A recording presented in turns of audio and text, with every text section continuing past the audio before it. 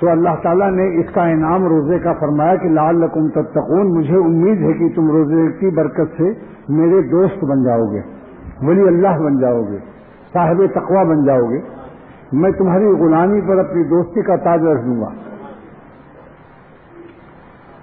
تو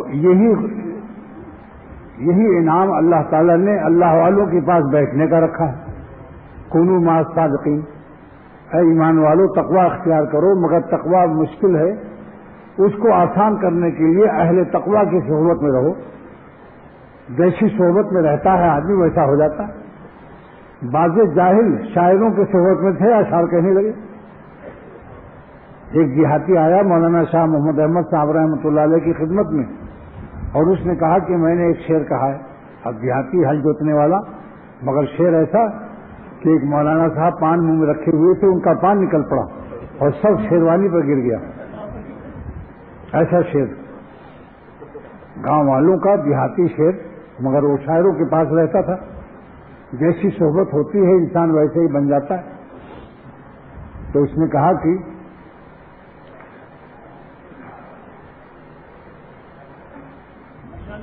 نکل بھاگا تیرے کوچے کی جانب تیرا دیوانہ، نکل بھاگا تیرے کوچے کی جانب تیرا دیوانہ، نہ ٹھہرا ایک دم جنت میں، وحشت اس کو کہتے ہیں۔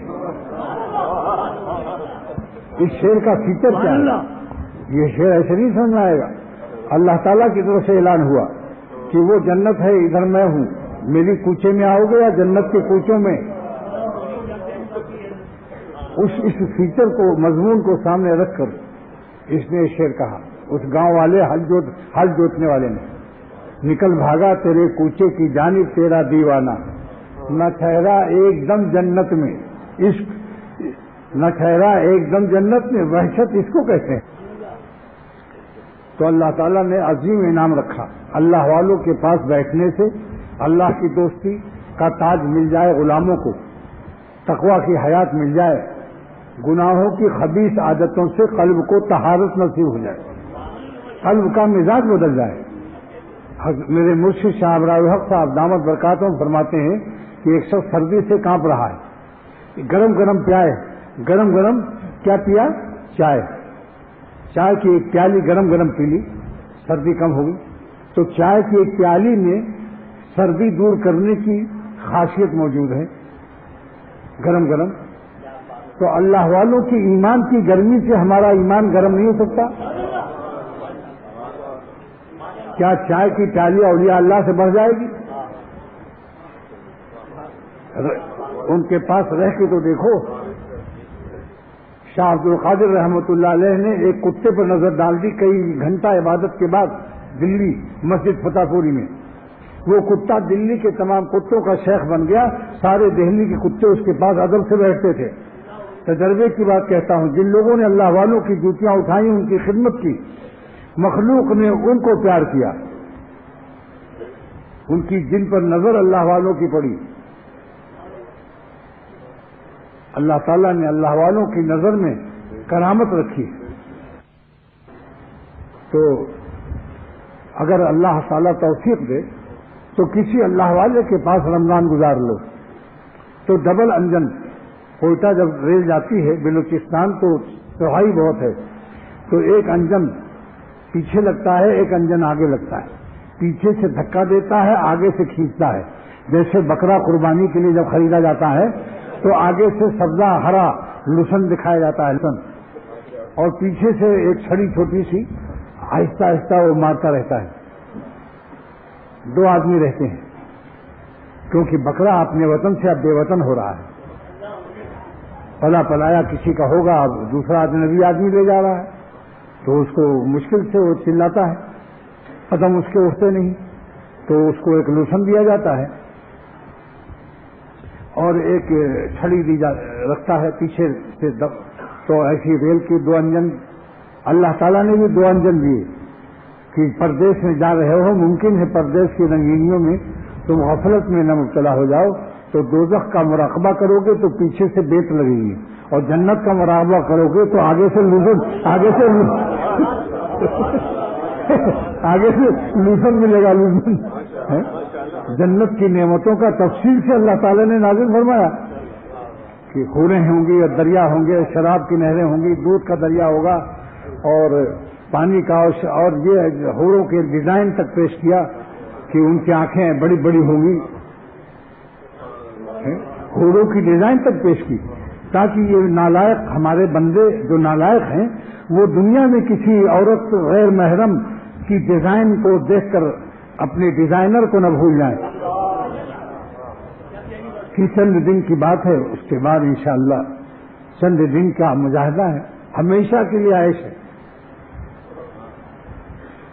اور ہمیشہ دائمی عیش جس کو ملنے والا ہے جنت میں، اس دائمی عیش کا عکس فیضان دیکھو، چڑیا 1000 میل پر ہے مگر اس کا سایہ زمین پر ہے، تو جن کو جنت مقدر ہے تو جنت کا سایہ ان کے دل پر کروڑوں میل سے وہ سایہ پڑتا ہے، جس کی وجہ سے اللہ والوں کو آپ دیکھیں کیسے مسکراتے رہتے ہیں،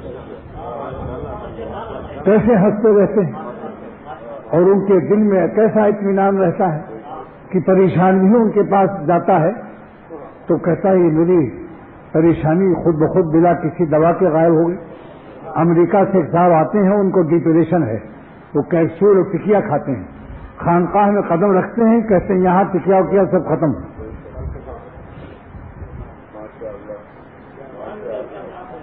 دواؤں کی ٹکیا ختم مگر انڈے کی ٹکیا کھلا دیتا ہوں۔ مہمان ہوتا ہے بیچارہ دور سے آتا ہے، تو اللہ تعالیٰ کا شکر ہے کہ اللہ والوں کی صحبت، اور رمضان شریف کا مہینہ تو صحبت مکان ہے، نعمت مکانی ہے، آپ کا ایک رہ رہے ہیں ایک اللہ والے کے ساتھ، اور رمضان زمان ہے، تو جب زمان اور مکان دو انجم لگ جائیں گے، اللہ والوں کے ساتھ رہائش ہو اور رمضان کا مہینہ ہو۔ اکثر بزرگوں نے رمضان میں اپنے مریدوں کو اپنے یہاں اکٹھا کیا، شیخ الحدیث وہاں زکریا صاحب رحمۃ اللہ علیہ کے یہاں، حضرت ثانی رحمۃ اللہ علیہ کے یہاں بھی بڑے بڑے علماء رمضان میں پہنچ جاتے تھے، لیکن جس کو لالچ ہوتی ہے، بغیر لالچ کے دنیا میں کوئی کام نہیں ہوتا۔ لیلا کی لالچ میں مجنوں نے جنگل میں کتنے آہو فغاں کیے، کیسے کیسی مصیبتیں اٹھائی، دل سیاہ سے، کالے دل سے، اور عیش کر رہے ہیں۔ کیا ہے یہ عیش؟ سر پر جوتے ہیں، منہ میں کباب ہے۔ اللہ جس سے ناراض ہے، جس کو اللہ تعالیٰ اپنی ناراضگی کے علم اور عذاب میں پکڑتا ہے تو اللہ کا پکڑا ہوا سارا عالم اس کو چھڑا نہیں سکتا خدا سے، سارا عالم مل کر کے اللہ کے پکڑے ہوئے کو چھڑا نہیں سکتا، کیونکہ چھڑاتا وہ ہے جس کی طاقت پکڑنے والے سے زیادہ ہو، اور اللہ سے بڑھ کر کسی کی طاقت نہیں ہے۔ اس لیے اللہ تعالیٰ کو ناراض کر کے عیش کرنے والے انٹرنیشنل گدھے ہیں، ان کی عقل کا ان کے دماغ میں نام و نشان نہیں ہے۔ مگر حضرت علی رضی اللہ تعالیٰ عنہ فرماتے ہیں کہ جب موت آئے گی تب آنکھیں کھلیں گی۔ الناس ینامون، لوگ سو رہے ہیں، اور جب موت آئے گی تب انتبہو، پھر جاگ جائیں گے، موت ان کو جگائے گی اور انتباہ کرے گی۔ اس لیے اللہ کے نام پر یہ درد دل سے کہتا ہوں کہ آپ سب کو، خواتین کو بھی، کہ دنیا میں چین سے رہنا چاہتے ہو یا بے چین اور پریشان رہنا چاہتے ہو، اگر چین سے رہنا چاہتے ہو تو چین و خوشی صرف اللہ کے قبضے میں ہے۔ مالک کو ناراض کر کے حرام خوشیاں اور گناہوں کی لذت لینے والا ہمیشہ اپنی زندگی کو عذاب الہی میں اور بے چینی میں مبتلا کرنے کا اپنے ہاتھ سے کلاڑی مار رہا ہے، اقدام کر رہا ہے۔ چین کا بھی تو اللہ تعالیٰ نے ہی علاج فرمایا کہ اگر تم نیک عمل کرو اور مجھ کو خوش رکھو تو فَلَنُحْيِيَنَّهُ حَيَاةً طَيِّبَةً، ہم تم کو بڑی بالطف زندگی دیں گے۔ یہ ترجمہ حقیق الامت کا ہے۔ لطف کہاں ڈھونڈتے ہو؟ لطف کہاں ڈھونڈتے ہو؟ اللہ کو ناراض کر کے تمہاری کھوپڑی پر عذاب ہے، ورنہ گناہوں کے اسباب بھی گٹر لائنوں میں، دنیاوی بے عزتی بھی ہے، دل بھی پر بھی پریشانی رہتی ہے ہر وقت کہ کوئی دیکھ نہ لے، کوئی جان نہ جائے، اور مرنے کے بعد کیا ہوگا جب اللہ پوچھے گا۔ 3 قسم کا عذاب ہر وقت رہتا ہے، کہ کوئی دیکھ نہ لے، کوئی جان نہ جائے، اور اس کے وارثین کہیں ہم سے انتقام نہ لیں۔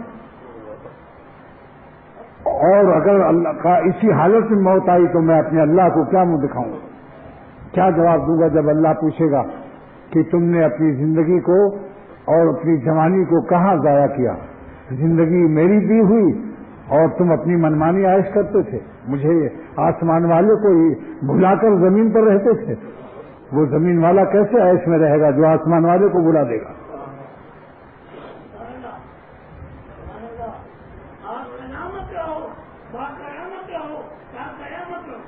اب مائک پر نعرے لگ رہے ہیں۔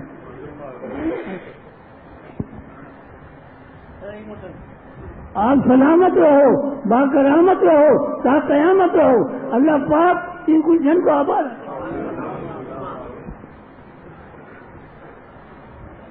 نعرہ لگانے والے نے مائک ادھار لے لیا ہے۔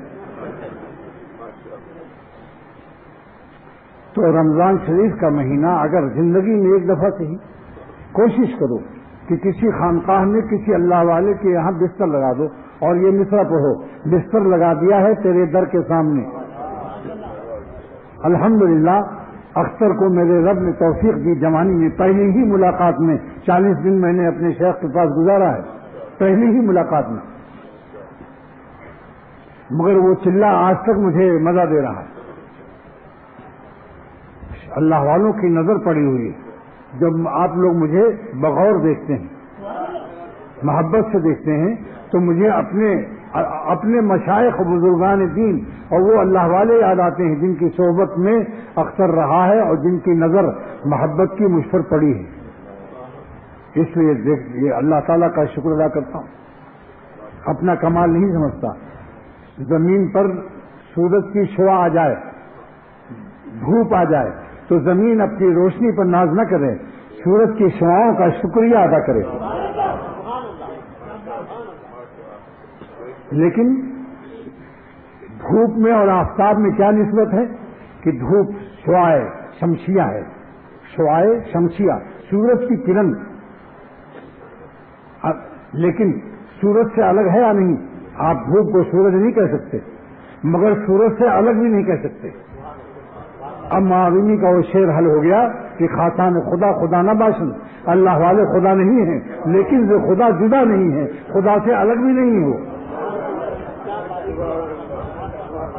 دیکھ لو دھوپ نظر آ رہی، سورج کی شعائیں جہاں پڑ رہی، آپ اس کو سورج نہیں کہہ سکتے، لیکن سورج سے الگ بھی نہیں ہے۔ ابھی سورج ہٹ جائے سایہ بھی ختم ہو جائے گا۔ تو اللہ والے اللہ نہیں ہیں، اللہ کہنا ان کو کفر ہے، شرک ہے، لیکن اللہ سے جدا بھی نہیں ہے۔ جیسے کہ یہ دھوپ اور سورج میں جو نسبت ہے وہی اللہ تعالیٰ میں اور اللہ والوں میں ہے کہ اللہ کے نور سے روشن ہے، وہ ان کی روشنی ذاتی نہیں ہے، اللہ کے نور سے روشن ہے۔ اور دھوپ کی گرمی سے سورج کی گرمی مل جاتی، دھوپ میں بیٹھ کر دیکھ لو، اللہ والوں کے پاس بیٹھ کر اللہ تعالیٰ کی رحمت مل جاتی۔ سورج کی دھوپ میں دیکھو، دھوپ میں بیٹھو، لیکن دھوپ کی گرمی سے آپ کو سورج کی گرمی ملے گی۔ اللہ والوں کے پاس بیٹھ کر ان کی گرمی ان کے پاس کیا ہے؟ اللہ تعالیٰ کی گرمی مل جائے گی، اللہ کی رحمت کا سایہ مل جائے گا۔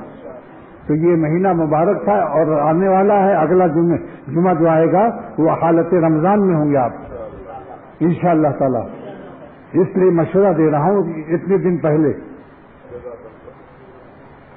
جس کو جہاں مناسبت ہو، میں اپنی طرف نہیں کھینچ رہا ہوں، جس کو جہاں مناسبت ہو اپنے اپنے مشائخ اور اپنی بلڈ گروپ کے لحاظ سے رمضان گزار لے اگر، تو میں امید رکھتا ہوں کہ بہت فائدہ ہوگا انشاءاللہ۔ ڈبل انجن سے وہ پہاڑ پر چڑھ جائے گا، بلوچستان پہنچ جائے گا ڈبل انجن سے، یعنی اللہ تعالیٰ خالق بلوچستان تک پہنچ جائے گا انشاءاللہ۔ آگے اللہ سبحانہ و تعالیٰ نے فرمایا کہ لعلکم تتقون، تم کو ہم روزے کی فرضیت میں میری شان رحمت جو ہے وہ تم کو تکلیف دینے کے لیے رمضان فرض نہیں ہو رہا ہے، لعلکم تتقون، تاکہ تم میرے دوست بن جاؤ جب تم ایک مہینے تک جائز نعمتوں کو اور جائز ہماری مہربانیوں سے اپنے نفس کو بچاؤ گے کہ دن بھر نہ کھاؤ گے نہ پیو گے جو رزق حلال ہے، تو رمضان کے بعد اس مشق و ٹریننگ کے بعد امید ہے کہ تم حرام چھوڑنے میں کامیاب ہو جاؤ گے۔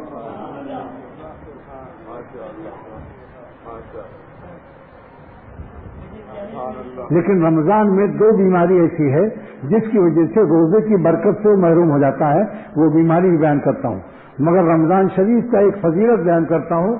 ایسے تو بہت ثواب ہے کہ جنت اس کو واجب ہو جاتی ہے جو ایماناً و احتساباً روزہ رکھتا ہے۔ احتساب کا ترجمہ مولانا علی میاں ندوی دامت برکاتہ نے اپنے شیخ مولانا شاہ عبد الرحیم حضرت رائے پوری رحمۃ اللہ علیہ کے حوالے سے بیان کیا تھا کہ احتساباً کے معنی کیا ہے؟ ثواب کی لالچ رکھتے ہوئے۔ اللہ والوں کے ترجمے میں کیا مزہ ہے؟ ایماناً یعنی اللہ پر یقین رکھتے ہوئے، احتساباً ثواب کی لالچ رکھتے ہوئے۔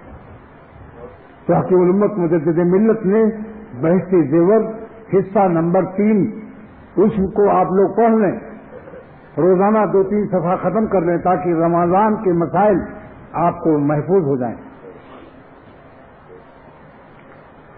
کیونکہ مسائل کا بیان ہمارے بزرگوں نے واعظ میں مسائل کے بیان سے احتیاط کیا ہے۔ واعظ کا مقصد ہوتا ہے مسائل پر عمل کرنے کا پیٹرول۔ مسائل روڈ ہیں مگر روڈ پر گاڑی نکالنے سے پہلے تیل بھروا لو۔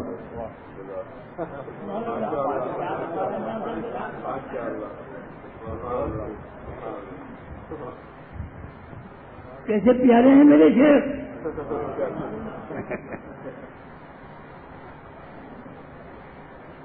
تو فضیلت یہ فرمائی حدیث میں، ایسی فضیلت ہے کہ جب حساب کتاب ہوگا قیامت کے دن تو روزے داروں کو اللہ تعالیٰ عرش کے نیچے اپنے عرش کے سائے میں دسترخوان بچھوائیں گے، اور روزے دار لوگ وہاں بجائے حساب کی گرمی و پریشانی کے عرش کے سائے میں ان کو دسترخوان پلاؤ بریانی لگے گا، شاندار ضیافت و مہمانی ہوگی، اور جس کو سایہ مل جائے گا عرش کا قیامت کے دن اس کا حساب نہیں ہوگا۔ جہاں حساب ہوگا وہاں سایہ نہ ہوگا، جہاں سایہ ہوگا وہاں حساب نہ ہوگا۔ تو سائے رحمت میں بلانا اور ضیافت اور پلاؤ بریانی الگ، پھر کیا پکی جنت ہے اس کے لیے انشاءاللہ تعالی۔ اس لیے روزے دار روزہ رکھ کے تکلیف اٹھا لیں۔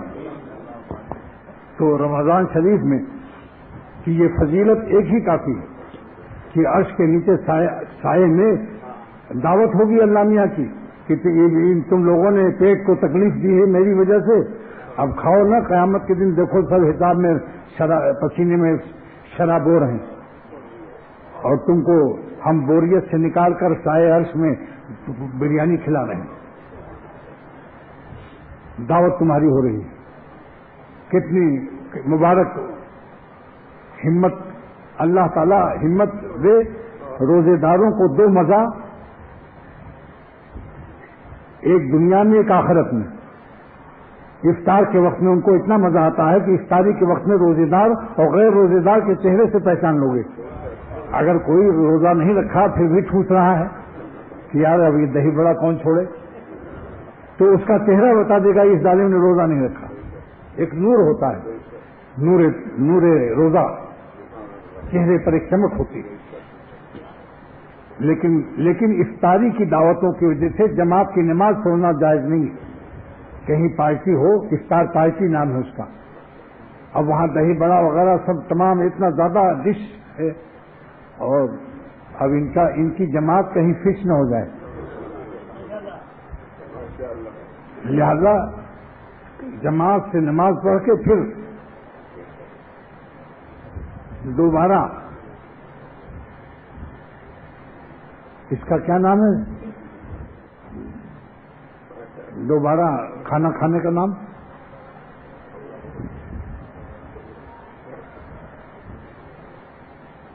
کبھی بھی افطاری کے لیے جماعت مت چھوڑو، نماز پڑھ لو تھوڑی سی افطاری کر کے، کھجور وغیرہ کھا کر پانی پی لیا اور نماز پڑھ کے جاؤ، اطمینان سے کھاؤ، جلدی میں مزہ بھی نہیں۔ اور دعوت والے سے پہلے ہی طے کر لو کہ بھئی ہم جماعت سے نماز پڑھیں گے، پھر آپ کا افطار کا جتنا بھی سامان ہوگا ہم سمیٹنے میں کوئی کوتاہی نہیں کریں گے۔